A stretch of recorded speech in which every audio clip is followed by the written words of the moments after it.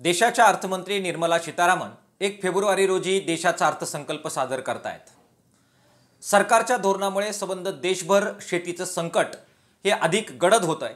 शेतकरी आत्महत्या करतायत, शेती तोट्यात गेलेली आहे। याची भरपाई करणाऱ्या तरतुदी येत्या अर्थसंकल्पामध्ये कराव्यात अशी मागणी किसान सभेच्या वतीने आम्ही करतो आहोत।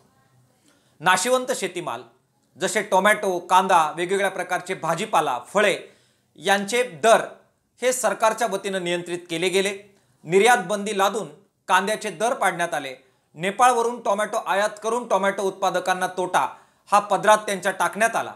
या सगळ्याची भरपाई यावेळी अर्थसंकल्पामध्ये करण्याची आवश्यकता आहे। त्यासाठी या संपूर्ण नाशवंत शेतीमालाच्या भाव स्थिरीकरणासाठी आणि नैसर्गिक आपत्तीत नाशवंत पिकांना संरक्षण देण्यासाठी ऑपरेशन ग्रीन ही जी सरकारची योजना आहे याला ठोस आर्थिक तरतूद या अर्थसंकल्पामध्ये करण्याची आवश्यकता आहे। याच्या जोडीला सोयाबीन, कापूस, वेगवेगळ्या प्रकारची हमीभाव जाहीर होणारी पिकं यांची सरकारी खरेदी करून शेतकऱ्यांना दिलासा देण्यासाठी सिंचन, वीज, गोदामे आणि प्रक्रिया उद्योग अशा पायाभूत सुविधांसाठी सुद्धा ठोस आर्थिक उपाययोजना करण्याची आवश्यकता या अर्थसंकल्पामध्ये आहे।